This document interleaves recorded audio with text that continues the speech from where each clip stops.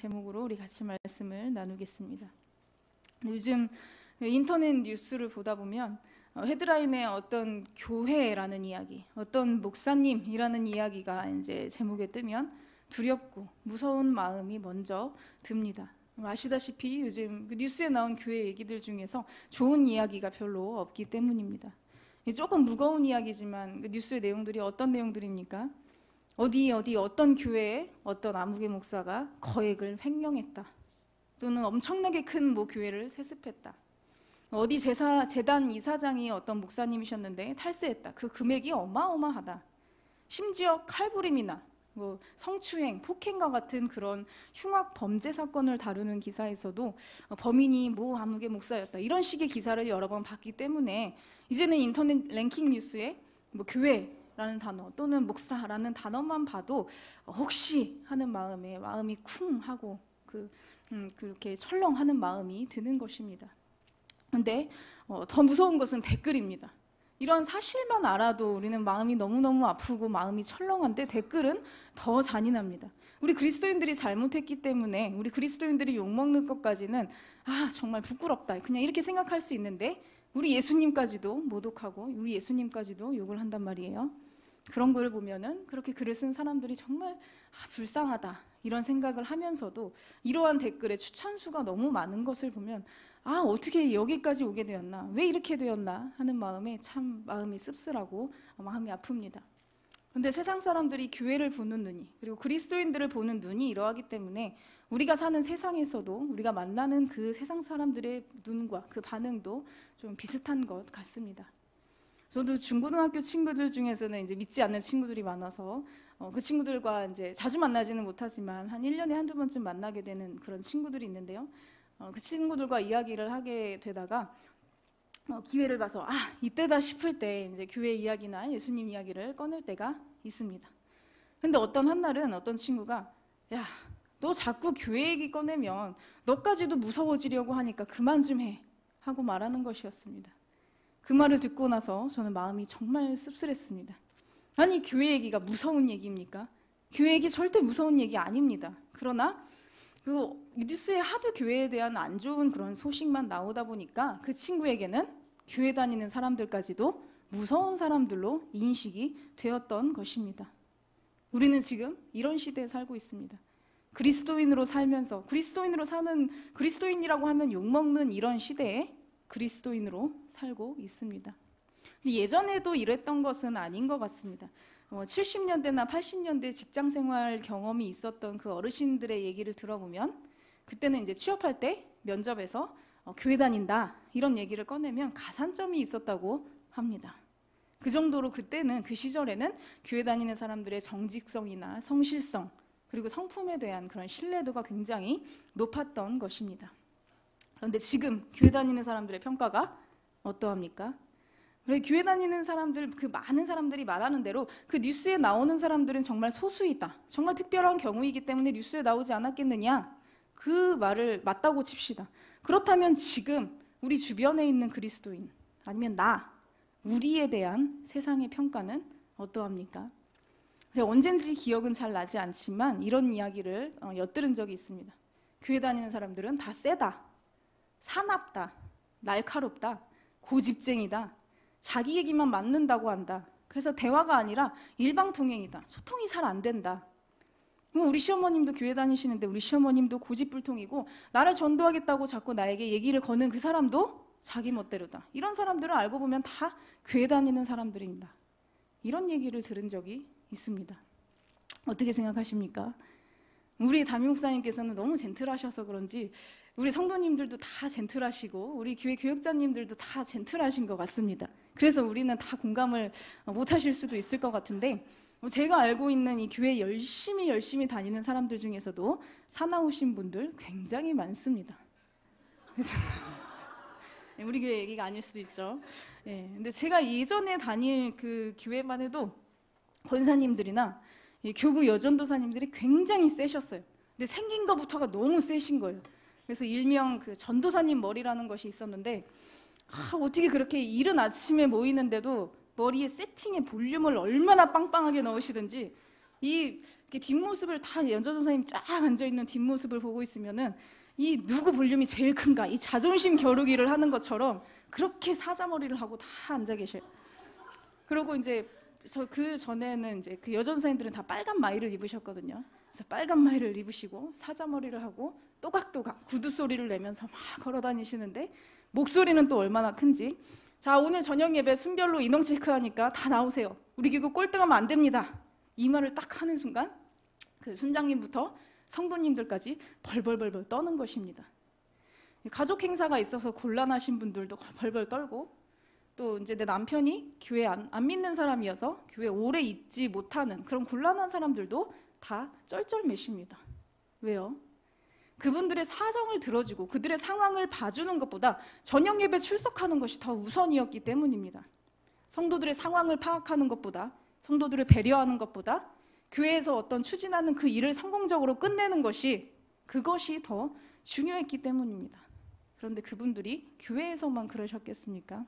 세상에서도 그러셨겠죠. 제가 그런 이미지를 막 떠올리면서 안 믿는 사람들이 만약 내가 지금 떠올리고 있는 이런 이미지의 그리스도인들을 만났더라면, 그리스도인들은 사납다, 기독교인들은 다 세다, 대화가 안 된다, 자기 멋대로다, 이렇게 말씀하시는 것들이 이해가 갈 것도 같다, 이런 생각이 들었습니다. 근데 제가 예시로 말씀드린 거지만 사실 그리스도인들 중에 고집불통, 또한 자기 말만 옳은 것처럼 얘기하고 사납고 날카로운 분들 굉장히 많습니다. 물론 저를 비롯해서 우리 모두에게 그런 모습들이 다 조금씩 있죠. 하지만 주님의 힘으로 날마다 조금씩 변화되어 가고 있습니다. 그런데 변화되지 않는, 교회 다닌 지 몇십 년이나 되었는데도 똑같은 사람들도 있습니다. 우리가 아는 사람들 중에서 있을 수도 있고 혹시 이 중에 계실 수도 있습니다. 근데 이상합니다. 오늘 말씀에는 분명히 예수님께서 제자들에게 너희는 빛이다, 너희는 소금이다, 이렇게 말씀을 하셨는데, 그래서 우리도 예수님의 제자가 다 되겠다고 여기 모인 사람들인데, 우리 모두 다 예수님을 믿고 예수님을 따르겠다고 다짐한 사람들 아닙니까? 그런데 왜 예수님께서 빛이다, 소금이다라고 선언하신 우리는 왜 아직까지도 욕을 먹고 왜 아직까지도 변화가 되지 않은 것일까요? 저는 그 이유가 아직 그 빛과 소금에 해당하는 사람들이 아니기 때문이라고 생각합니다. 그러니까 말로만 그리스도인지 참 그리스도인이 아니고, 말로만 제자이지 참 제자가 아닌 사람들이 많다는 것입니다. 예수님께서 우리를 왜 부르셨습니까? 우리가 이 땅에서 잘 먹고 잘 살게 하려고 오직 우리만을 위해서 부르셨습니까? 아니죠. 하나님 나라를 위해서 부르셨죠. 우리 사랑하는 주님의 자녀들이, 주님이 사랑하시는 그 귀한 자녀들이 하나님 나라를 먼저 맛보고, 이 맛본 정말 귀한 것, 그 아름다운 것들을 다른 사람들도 맛보게 하려고, 그래서 우리가 정말 비교할 수 없는 그 영광의 하늘나라에 들어갈 때 그 다른 사람들도 그 영광을 같이 맛보게 하시려고, 그렇게 하나님 나라가 확장하는데 쓰임받게 하기 위해서, 동참하게 하기 위해서 우리를 부르셨다는 것입니다.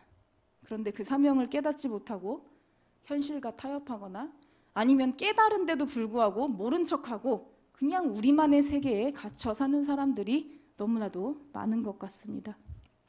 오직 우리끼리만 성경 공부하고 우리끼리만 교회 안에서만 교제하려고 하고, 이런 사람들이 많은 것 같습니다. 이것은 사명을 잘 감당하고 있지 못하는 모습입니다. 그러니까 말씀이 우리 안에 심겨지긴 했는데, 씨는 뿌려놨는데 물도 제대로 못 주고 관리도 제대로 못해서 열매를 맺고 있지 못하는 모습이라는 것입니다. 그러니까 말씀을 배우기만 했고 이 말씀을 살아내지 못하는 모습이라는 것입니다.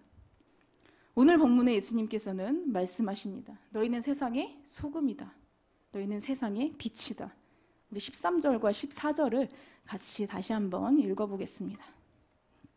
13절과 14절을 같이 화면에 띄워주시고요. 읽어보겠습니다.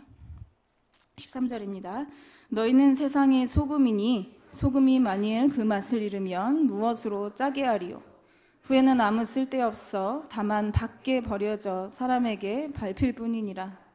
너희는 세상의 빛이라. 산 위에 있는 동네가 숨겨지지 못할 것이요. 아멘. 여기서 예수님께서는 너희라고 불려지는 사람들에게 너네 소금으로 살아라, 빛이 되어라, 이렇게 명령하지 않으시고 그런 것이 아니라 너희는 이미 세상의 소금이다. 너희는 세상의 빛이다. 라고 선언을 하십니다. 명령이 아니라 선언입니다. 근데 여기 나온 너희라는 사람은 누굴까요? 너희는 세상의 소금이라고 그랬는데 너희는 누굴까요?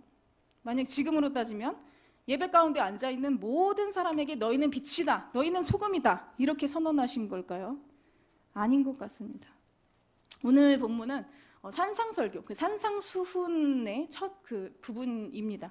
그러니까 이 산상설교는 팔복으로 시작하는데, 그래서 팔복으로 시작해서 어떤 사람이 복 있는 사람인지, 어떤 사람이 천국을 소유한 사람인지를 먼저 설명을 하시고, 이어서 이제 빛과 소금의 비유를 하시면서 그 천국을 소유한 사람, 그 복 있는 사람들의 삶은 어떠한지를 말씀하시는 것입니다. 그러니까 여기 나온 너희는 이 팔복설교에서 나왔던 사람들, 그 복을 소유한 사람들, 그 천국을 소유한 사람들, 그 사람들을 가리킵니다. 그러니까 예수님의 생명의 그 말씀을 듣기 위해서 자기 일을 다 제쳐두고 산까지 예수님의 말씀을 듣기 위해 따라온 그 사람들, 예수님의 말씀이 너무나도 고파서 예수님 앞으로 나온 사람들, 의에 줄이고 의에 목이 말라서 예수님을 따라 나선 사람들, 그래서 천국이 저희 것이며 여기에 해당하는 그 사람들에게 말씀하신 것입니다. 그러니까 당시 상황으로 보자면 당시 굉장히 폭력적인 그 로마인들, 그 이방인들이 지배하는 그 세계였잖아요.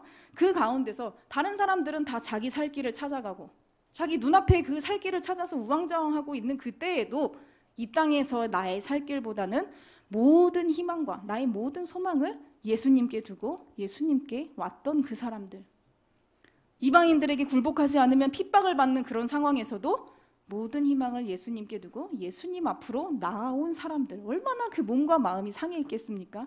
그 사람들에게 예수님께서는 천국이 너희 것이다 라고 위로하시고 축복하신 것입니다. 그런데 그런 위로와 축복으로 끝내신 것이 아니라 너희는 소금이다, 빛이다 라고 선언하신 것입니다. 왜요? 그 사람들은 이미 천국을 접했기 때문에 이미 삶에서 변화를 경험한 사람들입니다. 세상 사람들과는 차원이 다른, 가치관이 다른 사람들입니다. 그들의 존재는 이미 그 악한 세상에서 선을 가져다 줄 수 있는 그런 존재였던 것입니다. 지금 우리로 따지면 어떻게 될까요? 교회 가면 좋은 사람들도 있고 목사님도 맨날 좋은 말만 하시고 잘하면 감동받을 수도 있고 우리가 손해볼 게 하나도 없는데 좋은 것만 있잖아. 이런 마음으로 교회에 나오는 모든 사람들에게 빛이다, 소금이다 라고 말씀하신 것이 아니라 정말 예수님을 만나고 싶어서 환장을 한 사람들, 정말 내가 예수님 때문에 손해를 보고 내가 예수님 때문에 핍박을 당하더라도 어려움이 있더라도 예수님 한 분으로 만족한다 하는 이 사람들, 정말 베드로처럼 나의 모든, 나의 전부인 이 배를 버리더라도 예수님의 말씀 그 한마디 한마디가 듣고 싶어서 예수님 앞으로 나온 그 사람들, 예수가 고픈 사람들, 예수의 줄인 사람들, 예수 이름의 능력을 구하기 위해서 예수 앞에 나온 사람들, 이 사람들에게 예수님께서는 너희가 세상의 소금이다, 너희가 빛이다 이렇게 선언하신 것입니다. 우리는 소금입니까? 아니면 소금인 척만 하는 사람입니까? 만일 예수 그리스도의 그 본질적인 것, 그것을 구하는 것이, 그것을 위해서 나의 모든 것을 포기할 수 있는 것이 아니라 예수 옆에 있으면 얻어지는 그 부스러기 같은 그런 좋은 것들, 내가 좋다고 생각하는 그런 것들을 얻기 위해서 나오는 사람들이 있다면, 그런 것들만을 원하는 사람들이 있다면 그런 사람들은 소금인 척하는 사람, 겉모양은 소금이지만 소금 아닌 사람들, 소금의 역할을 다 하지 못하는 사람입니다. 저는 여기 계신 모든 분들이 소금인 줄로 믿습니다. 우리가 정말 예수님을 만나고 싶어서 정말 예수의 줄인 사람들, 심령이 가난한 사람들, 의에 줄이고 목마른 사람들, 그래서 천국이 너희 것이며 여기에 해당하는 사람들인 줄 믿습니다. 그럼 여기서 우리 소금의 역할을 한번 같이 보도록 하겠습니다. 이 소금의 역할이 무엇입니까? 우리 주부 여러분들 소금 언제 쓰십니까? 소금의 기능 3가지를 제가 적어왔는데요. 첫 번째로는 생명을 유지시키는데 있습니다. 염분이 생명을 유지시킨다고 합니다. 그래서 그 엄마 뱃속에 있는 양수에도 건강한 사람의 혈액 속에 있는 만큼의 염분, 0.9%의 염도를 띠는 그 염분이 있다고 합니다. 그리고 엄마 젖에도 0.9%의 염도를 띠고 있다고 합니다. 그러니까 사람이 사는데 꼭 필요하기 때문에 그 정도의 염분이 포함되어 있는 거겠죠. 그런데 이렇게 적은 양의 염분인데 이 염분이 없으면 어떻게 됩니까? 우리 여름에 땀을 많이 흘리면 어지럽죠. 어지럽게 됩니다.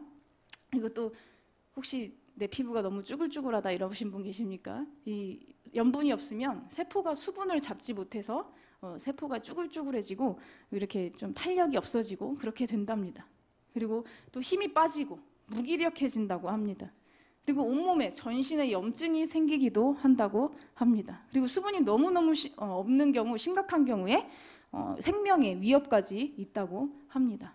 그래서 열이 나서 이제 수분을 많이 뺏긴 경우나 아니면 탈수 증상이 있을 경우 병원에 가면 제일 먼저 주사해 주는 그 수액이 생리식염수라고 합니다. 그래서 또 식사를 못 하거나 그래서 영양분 섭취가 부족한 사람들에게도 생리식염수를 병원에서 주사해 주죠. 제가 어렸을 때 기도원에 가면은 금식하시는 분들이 계셨습니다. 그 일주일씩 금식하고 2주일, 심지어 40일까지 금식하시는 분들이 계셨는데요. 그분들은 이제 음식은 섭취를 못 하셔도, 그 음식은 안 드셔도 물에다가 이제 소량의 소금을 이렇게 타서 그 옅은 소금물을 이렇게 자주 드셨어요. 그래서 이제 기운이 없어 막 죽을 것 같다가도 소금물, 그 옅은 소금물을 마시면 좀 살만하다 이렇게 말하셨던 것이 기억이 납니다. 이렇게 소금은 사람의 생명을 유지시키는 데 중요한 역할을 하죠. 그런데 예수님께서 제자들에게 이 생명을 유지시키는 이 소금, 그리스도인들이, 이 제자들이 세상의 소금이라고 하십니다. 그러니까 이 그리스도인들은 세상에 생명을 공급해주는 존재라는 것입니다. 이 그리스도인들이 세상에 없다면 우리 몸에 염분이 없는 것처럼 이 세상도 힘이 빠지게 되고 약해진다는 것입니다. 반대로 이 참 그리스도인들이 역할을 잘하면 이 세상이 힘이 빠지고 이 세상이 무기력해졌을 때, 또 이 세상이 곳곳에 염증이 생기고 굶어 터지려고 할 때, 이 세상이 정말 힘이 빠져서 죽을 것 같을 때, 그때도 이 세상에 그리스도인들이 있기 때문에 살만하다 이런 말이 나올 수가 있다는 것입니다. 우리는 그러한 소금인데 어떻습니까? 우리 때문에 세상이 살만해지고 있습니까? 아니면 나 때문에 세상이 살만해지고 있습니까? 저도 이런 말을 하기가 굉장히 부끄럽습니다. 그래서 제가 저에게 설교한다고 생각을 하고 지금 얘기를 하고 있습니다. 우리 두 번째와 세 번째 기능은 우리 살림하시는 우리 주부님들이 잘 아실 것 같습니다. 방부제로서의 역할, 부패를 막고 이제 음식을 오랫동안 우리가 보관하기 위해서 염장을 하죠. 근데 잘못해서 이 소금을 너무 조금 쳤어요. 어떻게 됩니까? 빨리 상해버립니다. 이렇게 소금이 없으면 음식이 빨리 상하듯이 이 소금 같은 그리스도인들이 이 세상에 없이는, 이 그리스도인이 없는 세상은 부패할 수밖에 없다는 것입니다. 반대로 이 세상이 지금 너무 부패해서 썩은 내가 나고 있다면 소금이 소금으로서의 역할을 잘 감당하지 못하고 있다는 증거가 된다고 합니다. 그래서 예수님께서는 우리 그리스도인들이 오염되기 쉬운 이 세상, 부패되기 쉬운 이 세상을 복음의 능력으로 정화시켜야 한다, 이것을 말씀하고 계신 것입니다. 그리고 우리 세 번째 역할 무엇입니까? 맛을 내죠. 제가 요즘 그 백종원의 푸드트럭이라는 프로를 보게 됐는데요. 재밌습니다. 그런데 백종원이 음식 맛에 대한 평가를 굉장히 신랄하게 합니다. 근데 기가 막힌 말을 얼마 전에 했어요. 어떤 참가자가 음식을 좀 싱겁게 했는데 그 사람에게 얘기하는 것이 음식이 맛있는데 짜다는 말은 있어도 음식이 맛있는데 싱겁다는 말은 없다는 것입니다. 그러니까 싱거운 것은 그냥 맛이 없다는 것입니다. 네. 근데 이게 기가 막힌 말이에요. 싱거우면은 그냥 이 맛내는데 실패한 것이라는 것입니다. 그러니까 소금이 없으면 맛을 낼 수가 없습니다. 싱거우면 맛이 있을 수가 없습니다. 이렇듯이 이 그리스도인들이 없으면 이 세상이 맛있는 세상이 될 수가 없다는 것입니다. 그런데 이 소금이 맛을 낼 때 특징이 있습니다. 우리 혹시 그 계란말이 먹을 때 소금이 안 녹아서 그 굵은 소금을 씹은 그 경험을 해보신 분들 계실까요? 어떤가요? 맛있으신가요? 굉장히 입에 거슬립니다. 그 소금은 굉장히 입에 거슬립니다. 그러니까 소금은 녹아져요. 이 녹아져서 다른 모든 재료들과 그 조화를 이루어야 제맛을 내는 것이 특징입니다. 자기 몸을 녹이지 않고서는 맛을 낼 수도 없고 음식의 부패를 막을 수도 없고 그냥 걸리적거리는 존재라는 것입니다. 그러니까 소금과 같은 우리들도, 우리 그리스도인들도 내가 녹아지고 내가 희생하고 나를 죽이고 나를 그 녹이는 그 과정이 없이는 우리가 그리스도인으로서의 그 진가를 발휘할 수가 없다는 것입니다. 내가 소금으로 살고 싶은데 희생은 하기 싫다? 이 쓸모없는 존재라는 것입니다. 그러면 어떻게 됩니까? 우리 13절을 다시 한번 같이 읽어보겠습니다. 13절 같이 읽겠습니다.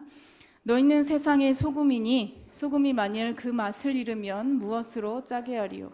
후에는 아무 쓸데없어 다만 밖에 버려져 사람에게 밟힐 뿐이니라. 아멘. 맛을 잃으면 아무 쓸데가 없어서 밖에 버려져서 사람에게 밟힌대요. 우리 말씀 한 구절만 더 볼까요? 우리 누가복음 13장 6절부터 9절까지의 말씀인데 같이 읽겠습니다. 이에 비유로 말씀하시되 한 사람이 포도원에 무화과 나무를 심은 것이 있더니 와서 그 열매를 구하였으나 얻지 못한지라. 포도원지기에게 이르되 내가 3년을 와서 이 무화과 나무에서 열매를 구하되 얻지 못하니 찍어버리라. 어찌 땅만 버리게 하겠느냐. 대답하여 이르되 주인이여 금년에도 그대로 두소서. 내가 두루 파고 거름을 주리니 이후에 만일 열매가 열면 좋거니와 그렇지 않으면 찍어버리소서 하였다 하시니라. 예, 아멘. 예수님의 그 비유입니다. 열매 맺지 못하는 그 무화과 나무 비유입니다. 이 무화과 나무가 무화과를 맺지 못하면 필요도 없고 이 땅만 버리게 되니 그냥 찍어버리라 한다는 것입니다. 근데 포도원지기가 올해는 거름도 주고 좀 제대로 관리해서 키워보겠습니다 했어요. 그랬더니 기다려는 주신대요. 하지만 그 이후에도 열매가 없다면 그래도 똑같으면 찍어버리라 하신다고 합니다. 나는 무화과 열매를 내지는 못하지만 무화과 나무이고 싶다 이런 말이 없다는 것입니다. 이런 건 없다는 것입니다. 예수님께서는 자기에게 주어진 그 사명을 다하지 못하면 죽은 것이나 마찬가지니 찍어버리라 라고 말씀을 하셨던 것입니다. 마찬가지로 내가 소금이고 싶은데 내가 소금으로 살고는 싶은데 녹아지긴 싫다? 소금이 녹아져야 역할을 잘하는 건데 녹아지긴 싫다? 이런 소금 주님께서는 필요 없다고 말씀하십니다. 아니 그런 것은 소금이 아니라고 말씀을 하시는 것입니다. 또 필요 없는 소금이 뭐가 있을까요? 우리 PPT 다음 장면 해주세요. 소금이 만일 소금끼리만 있으려면 그건 아무 소용이 없겠죠. 소금은 싱거운 곳으로 가고 맛없는 곳으로 가고 부패되기 쉬운 곳으로 가서 맛있게 하고 부패되지 않게 하는 것이 소금의 사명이자 소금이 태어난 이유입니다. 그런데 소금끼리만 있고 싶다? 아무 쓸데가 없다는 것입니다. 그래서 예수님께서는 우리에게 너희는 교회 속의 소금이다 라고 하신 것이 아니라 너희는 세상의 소금이다 라고 말씀을 하신 것입니다. 세상이 어둡다고, 세상이 더럽다고, 세상과는 담을 쌓고 백날 우리끼리만 모여서 우리의 내면만 맨날 닦는 것이 아니라 정말 성육신하신 우리 예수님처럼 이 좋은 하늘보좌를 버리고 좋다는 말로도 다 표현할 수 없을 그 하늘보좌를 버리고 더러운 죄 많은 이 땅에 오셔서 정말 자기 몸을 수없이 녹이시고 수없이 희생하시고 그래서 더러운 이 땅에도 더러운 우리에게도 맛깔나는 삶을 주시고 정말 살맛 나는 이 삶을 주신 이 예수님의 성육신의 자세를 배워야 한다는 것입니다. 미국 어느 한 도시에는 세상과도 끊고 연을 끊고 문명과도 끊고 자기들끼리만 수도원처럼 모여 사는 그런 종파가 있다고 합니다. 이단이죠. 근데 그들은 전기도 그냥 안 쓰고 자동차도 거부하고 그냥 마차만 타고 다닌대요. 근데 사람은 만나겠습니까? 안 만나겠죠. 근데 그들의 자세가 이게 올바른 신앙인의 자세입니까? 저는 그 사람들이 이렇게 말하고 있는 것 같습니다. 나만 살자. 나 더럽혀지기 싫다. 그러니까 너네는 죽든지 세상 사람들은 죽든지 말든지 알아서 하고 나는 살겠다. 나만 살자. 이렇게 얘기하고 있는 것 같습니다. 그런데 나만 살자 하는 그들이 살겠습니까? 예수님께서는 열매 없는 무화과 나무는 이미 죽은 것으로 간주하셨기 때문에 찍어버리라 하셨습니다. 살 수 없습니다. 참 그리스도인들은 참 성도들은 이 세상을 거르는 사람들이 아니라 지극히 상식적인 사람이자 지극히 인격적인 사람입니다. 이런 그리스도인들은 그 다른 재료들과 어우러져 있을 때, 그러니까 혼자 있을 때가 아니라 공동체 안에 있을 때, 관계 안에 있을 때 그 진과를 발휘하고 빛이 나게 되는 것입니다. 그리고 교회는 이런 것들을 연습하고 또 이런 것들을 훈련받는 그런 기관이자 또 우리가 좀 아팠을 때 치료를 받는 그런 기관입니다. 그래서 교회에서 치료받고 훈련받고 연습한 이 사람들은 다른 사람들, 그러니까 천국 복음을 소유하지 못하고 이 복음을 소유하지 못하고 죽어가고 있는 그 많은 사람들에게로 나아가야 할 것입니다. 그런데 갔을 때 우리가 그 소금의 역할을 다하기는커녕 동화되면 안 되겠죠. 그렇게 동화되지 않으려면 어떻게 해야 할까요? 제대로 훈련받아야겠죠. 그래서 우리 교회에도 공동체가 필요한 것입니다. 혹시 우리 순회, 우리 부서에, 우리 공동체에 보기 싫은 사람 한두 분 정도 계실 수도 있잖아요. 그분들을 사랑으로 대하는 훈련을 해야 합니다. 예수님께서 하셨던 것처럼 주님의 사랑으로 그분을 품을 수 있을 때까지, 그때까지 기도하고 사랑하면서 연습하고 훈련해야 한다는 것입니다. 오늘부터 내가 속한 우리 공동체를 내가 받기 위한 공동체가 아니라 내가 주기 위한 그런 공동체로 여기시기 바랍니다. 내가 사랑받기 때문에, 내가 지금 만족하기 때문에, 내가 감동받기 때문에 내 마음에 평화가 있어, 이런 차원의 평화가 아니라, 이런 차원의 마음이 아니라 사도 바울이 말한 것처럼 주는 것이 받는 것보다 복이 있다 하심을 기억하여야 할지니라. 이런 차원으로까지 나아가는, 그렇게 나아갔을 때 주님께서 우리에게 주시는 그 진정한 평화가 배로 쌓이게 될 줄을 믿습니다. 그리고 오늘 본문 뒤에는 예수님께서 그렇다면 어떻게 빛과 소금의 역할을 감당하여야 할 것인가, 이것에 대한 말씀을 산상순의 그 설교로 쭉 하십니다. 그래서 이제 율법에 대해서, 그러니까 뭐 살인에 대해서, 이혼에 대해서, 맹세나 복수 이런 것들에 대해서 쭉 말씀을 하시는데, 그 모든 것에 깔려 있는 그 개념이 하나를 찾자면 사랑입니다. 사랑이 기초입니다. 모든 것에 사랑이 기초가 되어 있다는 것입니다. 아시다시피 당시 율법주의자들은 율법의 정신을 무시하고 그냥 외형적으로만 이렇게 율법을 지켰었죠. 그럼 예를 들자면 옛날에 율법이 그 제정될 당시에는 그 이혼 증서라는 것을, 그 부부관계를 지속해 나갈 수 없을 정도로 어떤 사람에게 결함이 있을 때, 그 특별한 결함이 있을 때 그 결함이 있는 사람들을 보호하기 위한 그런 조치로 이혼 증서에 대한 그런 법을 제정을 하셨습니다. 근데 시간이 지나고 후에 나중에 어떻게 됐습니까? 이 법이 악용되어서 이 이혼 증서를 그 보호하기 위한 수단이 아니라 자기 아내를 버리기 위한 수단으로, 그러니까 이혼하고 싶을 때 이혼 증서를 내미는 그런 것으로 악용이 되었습니다. 또한 복수에 대한 그런 개념 또한 그 마찬가지였습니다. 눈에는 눈으로, 이에는 이로, 이런 말씀 많이 들어보지 않으셨습니까?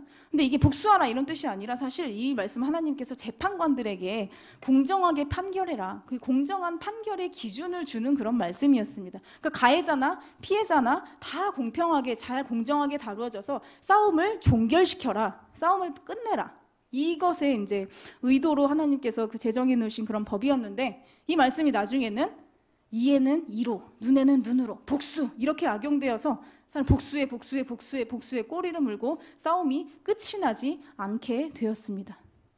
그래서 예수님께서는 이혼하지 말라, 복수하지 말라, 다 하지 말라 이렇게 말씀하셨는데, 이런 말씀 때문에 사람들은 아니 예수님께서 율법을 폐지하신다는 말씀인가? 그런 의문이 드는 사람들이 있었을 것 같습니다. 근데 예수님께서 정말 그 율법을 폐지하신다는 말씀이었습니까? 아니죠. 율법의 정신을 완전히 무시하고 외적으로만 그 율법을 바라보았던 그 바리새인들이나 그런 사람들의 마음에 있는 그 율법의 영역을 마음의 영역으로까지, 그리고 내적인 영역으로까지 예수님께서는 확대시키고 더욱더 심화시키고 계셨던 것입니다. 그래서 성경은 이렇게 말하죠. 우리 마태복음 5장 17절을 같이 한번 읽어보도록 하겠습니다. 같이 읽겠습니다.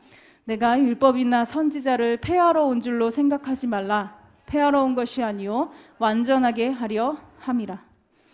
그러니까 예수님께서는 율법을 폐하기 위해서 오신 것이 아니라 완전케 하려고, 율법의 정신을 되찾아서 이 사랑으로 율법을 완성시키려고 하셨던 것입니다. 그런 의미에서 예수님께서는 말씀하십니다. 우리 말씀 한 절 더 볼까요? 마태복음 5장 20절 말씀입니다. 같이 읽겠습니다. 내가 너희에게 이르노니 너희 의가 서기관과 바리새인보다 더 낫지 못하면 결코 천국에 들어가지 못하리라. 서기관과 바리새인들, 이 사람들은 의를 위해서 굉장히 노력했던 사람들이었습니다. 공의를 세우기 위해서 누구보다도 정말 몸부림쳤던 그런 사람들이었습니다. 그런데 그들은 실수를 했습니다. 율법의 정신보다는 이 외적인 것들만 바라보다가 이 공의를 세운다는 명목으로 관계를 죽여버렸습니다. 공의를 세우려고 그렇게 애쓰다가 연약한 자들을 넘어뜨렸습니다. 그런 그들에게 예수님께서는 죄 없다 하지 않으셨습니다. 공의는 반드시 필요한 것입니다. 그러나 그 공의가 사람을 미워하는 데 쓰이고 관계를 깨트리는 데 쓰인다면 그것은 흉기가 된다는 것입니다. 혹시 우리 중에 기독교인이라는 이유로, 말씀을 따른다는 이유로 주위도 돌아보지 못하고 굉장히 냉정하게 사시는 분 혹시 계셨습니까? 교회 중심적인 그런 생활을 한다고 직장에서의 업무를 소홀히 한다거나 아니면 직장에서 다른 사람들에게 피해를 주거나 그런 분들 혹시 계셨습니까? 아니면 정의를 막 부르짖고 정의를 위해서 살다가 나와 생각이 조금만 달라도 분노하면서 나는 정의롭고 상대방은 불의하다고 생각하면서 막 싸우고 싶은 마음이 드시는 분 계십니까? 혹시 그렇다면 예수님께서 창녀와 함께 하시고 세리와 함께 하실 때 그 예수님을 욕하던 그 사람들을 욕할 자격이 없습니다. 예수님께서 안식일에 병을 고쳐주셨을 때 그 예수님을 보고 이단자다 이렇게 말했던 그 사람들과 같은 사람들입니다. 그들을 욕할 수 없습니다. 예수님께서는 당시 유대인들에게 말씀하셨던 것처럼, 그리고 자기들만 선택받은 자라고 생각했던 그 사람들에게 말씀하셨던 것처럼, 율법을 외형적으로만 지켰던 그 사람에게 말씀하셨던 것처럼 지금 우리에게도 사랑이 모든 곳의 기초라고 말씀하고 계십니다. 사랑이 없이 율법을 행하는 것, 사랑이 없이 사람들을 불편하게 하는 것, 이것들이 맛 잃은 소금, 쓸모없는 소금이라는 것입니다. 그런데 이 사랑이 참 어렵습니다. 우리 마음대로 되지가 않습니다. 사랑하자 우리가 아무리 다짐을 해도 내가 미워하던 사람을 딱 보면 어떤 마음이 일어납니까? 나의 마음의 상처의 그런 기억들과 함께 그 미움의 마음이 자꾸 올라오는 것이 우리 연약한 인간입니다. 그러면 그 사랑을 누구로부터 얻어야 되겠습니까? 이 사랑을 가장 잘 품으신 분, 바로 예수 그리스도로부터 얻어야 되는 줄을 믿습니다. 우리 말씀을 또 이사야 말씀을 한번 같이 읽어보도록 하겠습니다. 이사야 53장 5절 말씀입니다. 그가 찔림은 우리의 허물 때문이요 그가 상함은 우리의 죄악 때문이라. 그가 징계를 받음으로 우리는 평화를 누리고 그가 채찍에 맞음으로 우리는 나음을 받았도다. 아멘. 예수님께서 우리를 얼마나 사랑하셨으면 우리의 죄를 씻어주고 우리의 허물을 씻어주기 위해서 본인이 대신 찔리시고 대신 징계를 받으시고 대신 채찍에 맞으셨대요. 이 십자가 사랑의 감격이 우리의 마음에 날마다 있습니까? 아니면 너무 자주 듣다 보니 무덤덤하십니까? 아, 사랑 좋은 건네, 좋네 이러고 마십니까? 아닙니다. 이 사랑은 지금도 살아서 우리 안에서 움직이고 세상을 바꿀 수 있는 그런 힘, 그런 놀라운 힘을 발휘하는 실제적인 것입니다.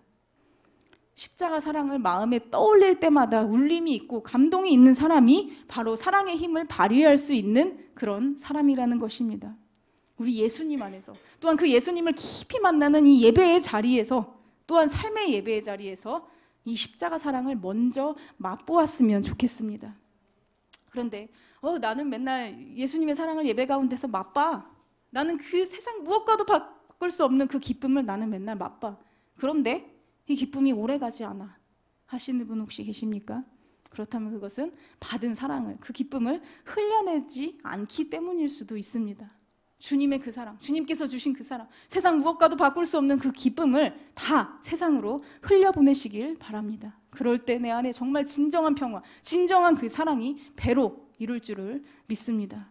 우리 가까운 곳에서부터 시작할 수 있습니다. 일상생활에서 만나는 사람들, 가족, 시댁 어른들, 친정 어른들, 친척들, 직장 동료들, 그리고 우리 애기 엄마들, 애기 아빠들, 이들에게부터 먼저 시작할 수 있습니다. 만약에 다툼이 있었다면 내가 먼저 가서 용서를 구하고 내가 먼저 손 내밀 수 있습니다. 그들이 어려움을 겪었다면 내가 먼저 위로할 수 있고 내가 먼저 도움을 줄 수 있습니다. 누구의 힘을 얻어서요? 우리 예수님의 힘으로요. 그렇게 우리가 정말 평화의 도구로, 또한 사랑의 도구로 쓰임받으면서 세상을 살맛나게 하는 그런 소금으로 살 수 있기를 바랍니다. 그런데 이럴 수도 있어요. 나는 그렇게 평화롭게 살고 싶어요. 그런데 가는 말이 고와야 오는 말도 고운 거 아닙니까? 그들은 우리에게 거짓말합니다. 그들은 우리에게 속입니다. 그들은 우리에게 상처를 줍니다. 어떻게 생각하시나요? 근데 사실 이 세상 사람들이 변하지 않는 것은, 변하지 못하는 것은 당연한 것입니다. 그들은 예수를 만나지 못한 사람들입니다. 예수와 함께 있을 때 누리는 그 기쁨이 뭔지 모르고 예수님의 무한한 사랑, 정말 그 무조건적인 사랑이 뭔지 맛보지 못한 사람들입니다. 그러나 우리는 맛본 사람들 아닙니까? 그러니까 우리는 삶으로 그들과 다르다는 것을 보여줄 수 있습니다. 삶으로. 정말 백문이 불여일견이라는 속담이 있잖아요. 이 100마디 말로 보여줄 수 있는 게 아니라 삶으로, 한 번의 행동으로 우리의 존재를 보여줄 수 있습니다. 우리가 먼저 남을 존중하고, 우리가 먼저 예의 바르게 행동하고, 우리가 먼저 다른 사람이 나를 아무리 미워한다 할지라도 나는 주님께서 얻은 사랑이 있기 때문에 나는 그 사랑으로 남을 먼저 사랑할 수 있다 라고 할 때 세상 사람들은 예수 믿는 사람들은 저게 다르구나, 예수가 저렇게 차이를 드러내는구나, 이렇게 생각하게 될 것입니다. 그리고 그 사람들도 결국에는 예수님의 그 사랑의 힘을 맛보게 될 것입니다. 자, 나는 어떤 사람인가요? 내가 누구를 만나고 나면은 내 안에 있는 예수의 그 사랑과 그 기쁨 때문에 나를 만나는 그 사람도 나 때문에 밝아지고 예수님 때문에 밝아지나요? 아니면 나는 항상 옳은 말을 하고 나는 항상 바른 말을 해서 그래, 당신 말이 맞습니다 라는 인정은 받지만 왠지 다른 사람이 나만 만나면은 좀 눌리는 것 같고 좀 침울해지는 것 같고 그렇습니까?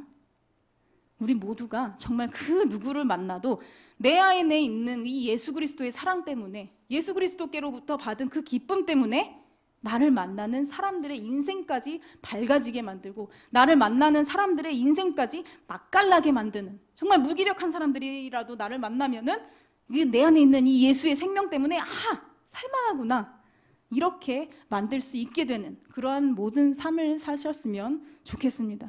정말 나를 보면은 주위를 사랑하고 싶어지고, 나를 보면은 말씀대로 살고 싶어지고, 그렇게 만드는, 그래서 이 어두운 세상을 비추는 그 빛의 삶을 사시기를, 또 이 부패한 세상을 정화시키는 이 소금의 삶을 사시기를, 이 맛없는 세상을 맛있게 만드는 소금의 삶, 이 생명 없는 세상에 생명을 불어넣어주는 이런 소금의 역할을 잘 감당하시는 참 그리스도인들이 다 되시기를 주님의 이름으로 기도합니다. 우리 말씀을 기억하시면서 같이 찬양하고 기도했으면 좋겠습니다.